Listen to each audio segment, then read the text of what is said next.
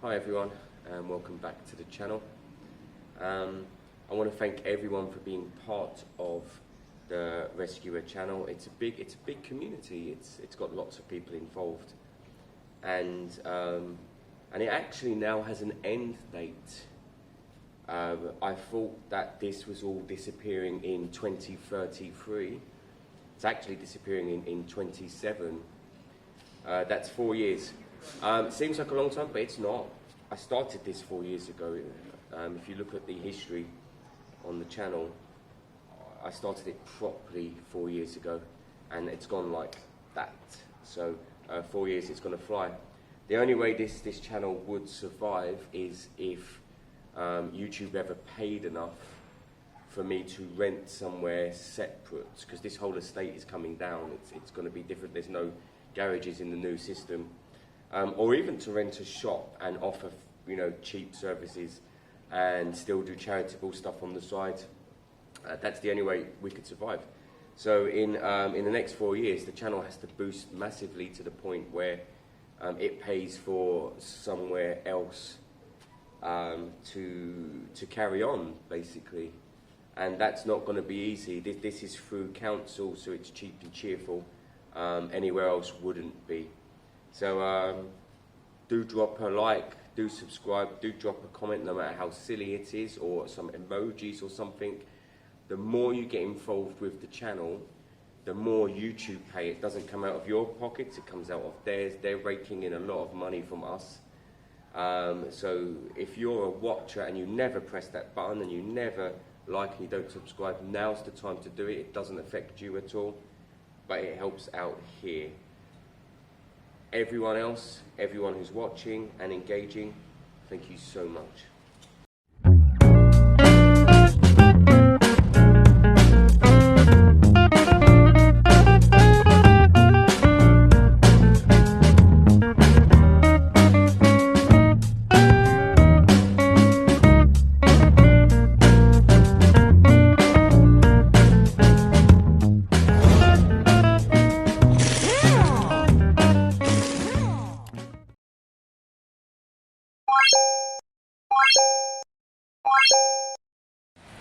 So here's something funny.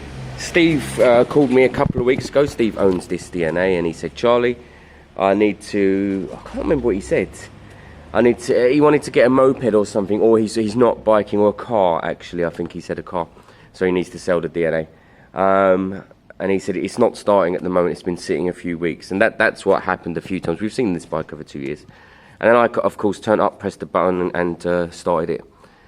Because, I don't know, some bikes just have, a bit of a mechanism on the throttle to get them started. I started it very easily.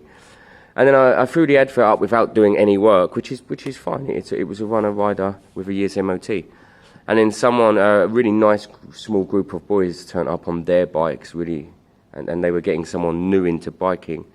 And it didn't start. Really, really bloody annoyingly, it just wouldn't start. So, and they were really kind of nice, and they were like, come on, let's tickle it, let's get it started, let's get some fuel in there, blah, blah, blah. And I was like, no. I was like, because if it starts tonight, you're going to want to take it, and it's not going to be right. So I want to actually look into it. So that's what this is today. I'm going to be looking in to see why the DNA is cranking over but not starting. I have no doubts there's fuel in there, but we can check that. We checked that not long ago, 6 weeks ago maybe. It's got great fuel flow, no issues there. My guess is it's lost spark. I just have a feeling. So I can check spark very easily. That's what I'm going to do. And if I'm hoping we don't have spark so that we can fix that. If we do have spark, then we're kind of at a different level. We need to work out what's going on. I wanted to adjust the valves on this, but guess what? Even though this engine is really accessible like this, you can't get in there. What a pain. Shocking design. You'd have to do so much work to set the valves on here. You'd have to drop the whole engine, and to drop the whole engine you'd have to disconnect the wiring and the coolant, the hoses, and then you'd have to pull the engine out, set the valves off the bike, put it back together. That's nuts. I don't necessarily think they need doing. I don't think that that's a thing on it because it runs and rides well. But I just wanted to check out of curiosity in case it had a bit more top ends if I adjusted them correctly. So let's pop this plug. I'll pop the plug out anyway and just have a look at it, see how it looks, and then I'll kick it over and see if it's sparking at all. And if that's not okay, we'll find the coil and see if we can resolve that. If it is okay, we'll need to see if there's fuel in the carb, which I kind of have no doubt that there will be. Let me get the stand and we'll have a look at this.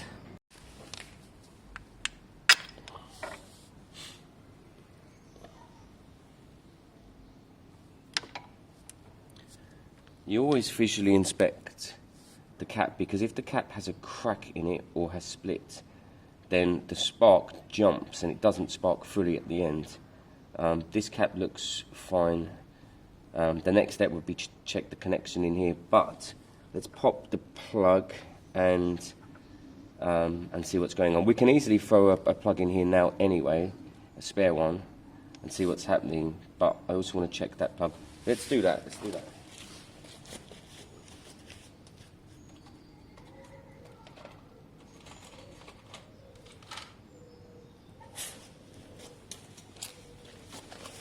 So, old plug off the shelf. Just make sure it clips in. Oh, this isn't half. Hang on a minute. There you go. And we'll crank it over. It's a bit hard to get to the engine, but something like that will earth it.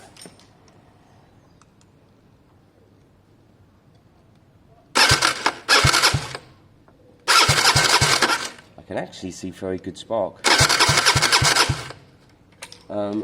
Now what that would lead you to believe is that either we got a bad spark plug in there and it's gone, something's wrong with it, or it's a dodgy fake one or something, or there's no fuel getting from the pump up into the carb. That is absolutely a possibility. Let me pop the real plug out just to have a look, just in case there's an obvious sign. I don't know if I have a spare or not. I don't know what the code is on it.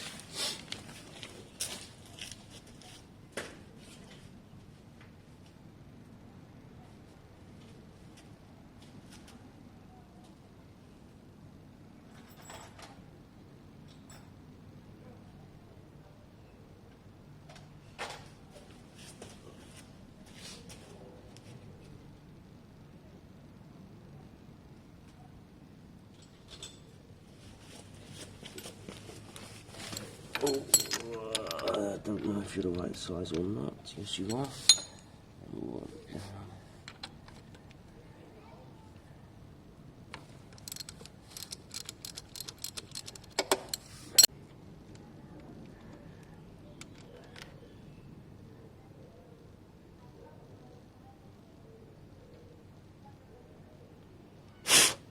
There's no obvious signs of fault on there.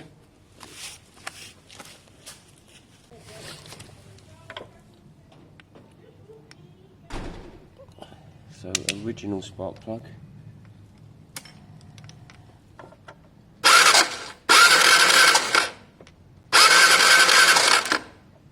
That's interesting.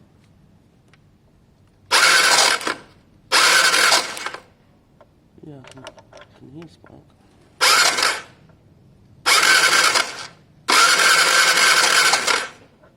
Yeah, I can hear and see spark. What you've got to be a bit careful with this is angles. Once you pull leads to a different angle, they can lose spark. Always best to, yeah. Look how bad the copper's got in there. Look, it's green, and actually the screw as well there is. All right, let's chop that bit there. Give that a spray out. That will give a slightly better connection. What you might have been doing is pulling to the side once we plug it in, and it just kind of connecting with the green and having a weak spark. We'll know if this worked immediately because the bike will fire up. I could not get it to fire up the other day. So, interestingly, look, I've chopped it down quite far, and we've still got kind of corroded copper there through every cut. I don't like that. I think I have a spare coil, or at least the lead. I'm going to pop this coil off. I'm going to find a new lead. I'm not happy with that. I've got some high performance leads in there somewhere, especially this small piece. Where is the coil anyway? How far up is it there? I can't see it. Yes, I can see it. It's there. Alright, yep, I'm gonna... God, it's a pain. How'd you get in there? Oh, God. Yep, so I'm gonna change at least the lead, because I don't... I don't know if you can see it. I'm zooming in there. Yeah, look. That's bad. If that's going throughout, then it's not gonna be a healthy spark. So, let me try and work out how to get in and up there and deal with this. Okay, so look what I've done. I've put in a completely new coil and lead. Very hard to get to the original that's bolted in because of the way it's designed. Alright.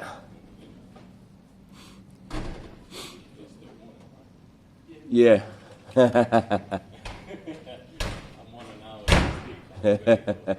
Alright.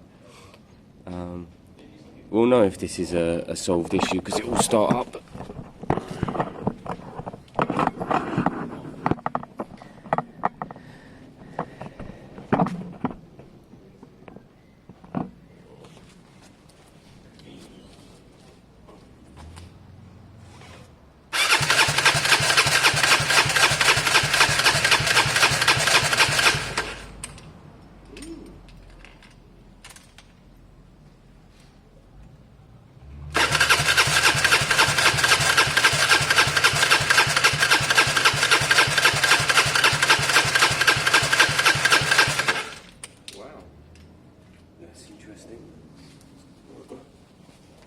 Okay, that's interesting. I think the old spark plug was probably doing its thing, but still a good thing to catch at this stage.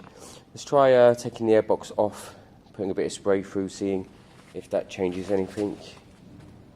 So when you take an airbox off and you spray something through a carb, what you're doing is you're taking away any fuel system issues. An engine will run off a spray, deodorant, brake cleaner, bit of carb cleaner, WD-40.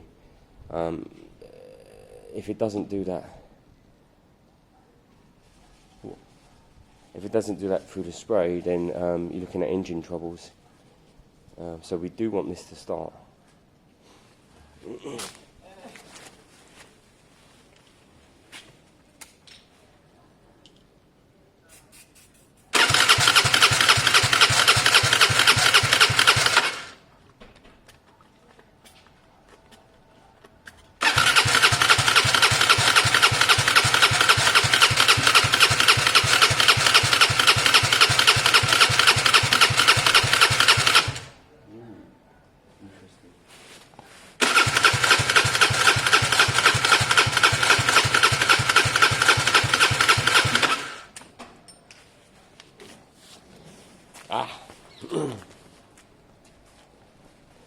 I think neat brake cleaner and WD-40 isn't the best.